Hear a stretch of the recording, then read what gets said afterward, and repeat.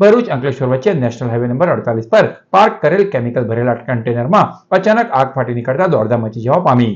અંકલેશ્વર નજીક national highway number 48 પર park કરાયેલા કેમિકલ ભરેલા કન્ટેનરમાં ભીષણ આગ લાગવાની ઘટના સામે આવી છે। આગ લાગતા વિસ્તારમાં અફરાતફરીનો માહોલ સર્જાયો હતો અને ધુમાડાના ગોટે ગોટા દૂર સુધી નજરે પડતા લોકોમાં ભય ફેલાયો હતો। હાઈવેની બાજુમાં હોટેલ પર પાર્ક કરાયેલા કેમિકલ ભરેલા કન્ટેનરમાં અચાનક આગ ભભૂકી ઉઠી હતી। આગ ઝડપથી ફેલાતા આસપાસના વાહન ચાલકો અને સ્થાનિકોમાં દહેશત ફેલાઈ ગઈ હતી। ઘટનાની જાણ થતાં જ ફાયર બ્રિગેડની ટીમો તાત્કાલિક ઘટના સ્થળે પહોંચી આગ ઉપર કાબુ મેળવવાની કામગીરી હાથ ધરી હતી।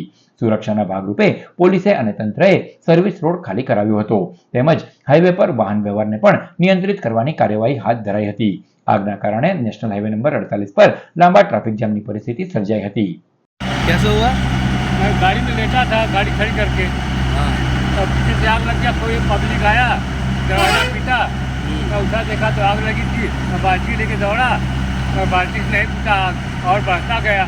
फिर फायर ब्रिगेड को फ़ोन किया, पुलिस को फ़ोन किया। क्या था गाड़ी में? क्या था? पाउडर है। पाउडर है? हाँ, किसका पाउडर? गोनी में है, वो बड़ा वाला आता नहीं है, जम्बो बैग। एक टन का